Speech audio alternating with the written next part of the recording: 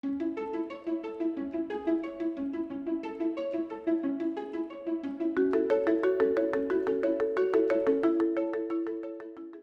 listeners, and welcome to Chamberlain's Lawcast. We'll be covering the basics in testamentary trust today, as well as asset protection as part of a three-part series. I'm Cody from the Sydney office, and I'm with our managing director, Stipe Valletta, who's the head of the insolvency team. How are you going today, Stipe? Cody, really well. How are you going? Yeah, pretty good. So, trusts are obviously an important part of law, and something you're passionate about. But what makes trust so important?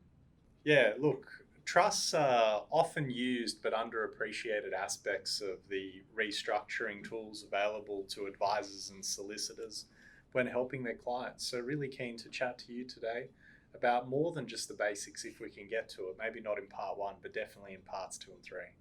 So, obviously, trusts are important, but obviously a complex part of law. So, what are the three or so major types of trusts available to everybody, but specifically businesses? Yeah, so look, there are different types of trusts which operate at law, and rather than getting into the plethora of types of trust which might be inferred or declared on a situation as a result of people's conduct by the courts, we're going to look at trusts that are created by documents and trusts that are more commonly used by advisors when they're helping their clients. And they fall into three categories: inter vivos trusts, testamentary trusts, and discretionary trusts of both an inter vivos and testamentary nature. And I'll go through what they are, but the focus for me really when I'm talking about discretionary trusts is discretionary testamentary trusts. So an inter vivos trust is created by deed and it's established at the time the trustor lives. And really it's created because we want to create, amongst other things, a mechanism for assets to be held in perpetuity outside of the length of time that the trustor is alive. They were, quite common in the beginning of the 20th century by the aristocratic elite in the UK to get around death taxes and things like that. So they have a particular role, but as we move on to discretionary trusts, there's an element of a discretionary component there, which we'll talk more in a second. Testamentary trusts are very similar to inter vivos trusts, but they're created by will. So they come into force after the trustor dies. And they also offer some flexibility in tailoring estate planning, which is really useful, and they offer some tax advantages. And then obviously discretionary trusts have the same mechanism as inter vivos or testamentary trusts, but they provide complete discretion to a trustee in making distributions, and they can also offer even further tax advantages and asset protection advantages. And that's why, for me, they're the holy grail of personal asset protection planning. Great. So, in regards to those trusts, are there certain people or parties or roles that people will play within the existence of the trust? Yeah, absolutely. So many of us would have picked up a trust deed before and read it and found a lot of the terms confusing. But if you go through it in great detail, you'll see some common roles that people play in the context of trust. The first one is a trustor. So that's the person who creates the trust. And in the context of a testamentary trust, the deceased. So the person who actually drafted the will that contains the terms of that trust. Then there's the appointor. So they're the person that wields the ultimate power to choose and appoint a trustee. Then there's the trustee themselves. So that's the person responsible for the administration and day-to-day affairs of the trust, making business and commercial decisions and making distributions, either of income or capital. Then you've got the beneficiary. They're individuals who get the benefit of the trust. So they're the people that the trust is actually created for.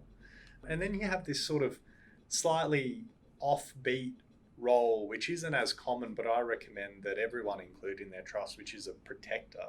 And that's an individual who wields a power to grant or refuse the trustee permission to take certain actions.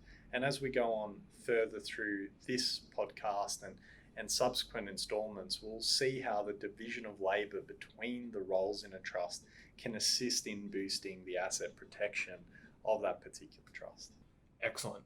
So obviously these trusts are very complicated, but what are some of the general benefits to creating a trust like this? Yeah, well, look, the first one, and a lot of accountants and financial planners who might be listening to this podcast are going to be aware of the tax advantages. So obviously, in addition to many of the federal government and state government offsets and benefits that trusts have during the lifetime of a trust, there are certain tax advantages which arise out of testamentary discretionary trusts because they effectively allow minor beneficiaries to take income from that trust and claim the full tax-free threshold of about $18,000 as the date of the recording of this particular podcast.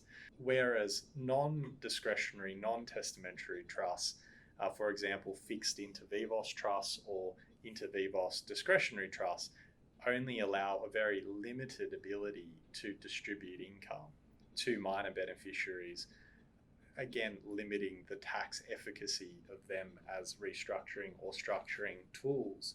But more importantly, I guess, than tax, discretionary trusts of both a testamentary and inter vivos nature can offer various levels of asset protection to beneficiaries to avoid them losing or wasting trust assets because of either their own inability to manage trust assets, for example, due to youth, immaturity, or disability, or in personal crises such as bankruptcy or family law. And I certainly, can reflect on this, though I'm not, personally independently wealthy. If a distant relative had passed away and bequested me millions of dollars at a young age, I certainly would have pissed it up the wall. So using something like a testamentary discretionary trust to protect myself from myself is a really important thing when you consider, well, will those assets exist for decades to come? And ultimately, that's what we're talking about. We're not protecting assets, for today or tomorrow. We're protecting them for the generational and intergenerational wealth transfer that all of us aspire to attain when we speak to our advisors, when we see good commercial lawyers like Chamberlain's. And then obviously, different clients will place different values on all of these different things. So, if you are a bit fast and loose with your personal relationships and you're at risk of divorce, then the family law protections afforded by a trust are going to be front of mind. But again, if you're a grandfather and you've got that one grandkid who just parties a little bit too hard and hasn't quite grown up, then the discretionary aspect of looking after those assets for the benefit of that grandchild in the future is going to be more important to you. So, horses for courses, you have to tailor the solution to meet the needs of the clients. And ultimately, we should all be thinking about that when we consider what type of trust and how the trust will be drafted. Awesome. So obviously there you're talking about protections, and with protection there's also issues of ownership, as you said, about separating the individuals from the trust. How does the actual separation work, and what's the importance of separating an individual or an owner from a trust? Yeah, of course. So look, discretionary trusts really provide protection by separating the ownership of trust assets from the beneficiaries. So taking the legal entitlement to own an asset, so what might be recorded in a land register or with the RTA for a vehicle, versus the equitable entitlement to either the ultimate capital of that trust or, more commonly, the income generated by those assets, or a combination of the two, obviously. So beneficiaries only have a personal right under a discretionary trust to proper administration of the trust and to call upon the trustee to deal appropriately with the trust assets, but they don't have a proprietary legal interest in the underlying assets, and that's where the asset protection at its most basic is created. Discretionary trusts in particular remove ownership rights and replace those powers with powers to dispose of property on behalf of beneficiaries by a trustee.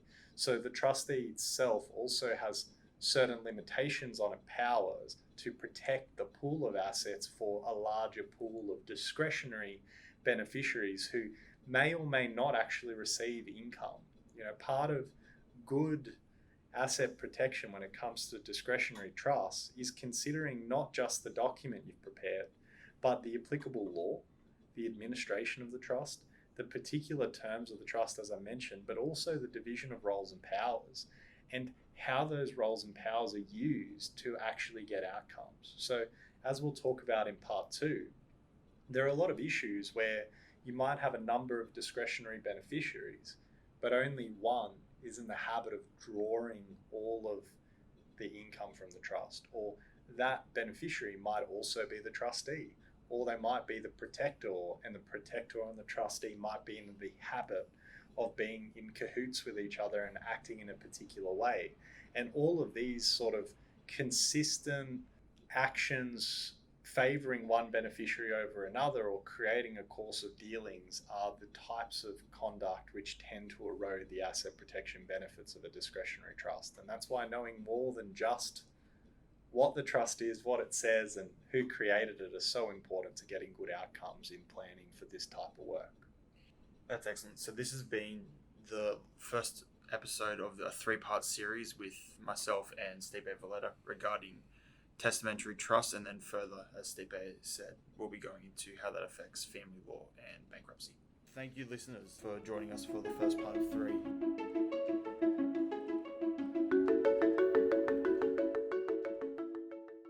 We hope you enjoyed the podcast. As with all Chamberlain's Law Firm podcasts, the information that you have heard in this podcast is not legal advice and cannot be considered legal advice. If you have any questions or queries, please do not hesitate to contact our office on 02 6188 3600 or otherwise look us up on our website, which is www.chamberlains.com.au.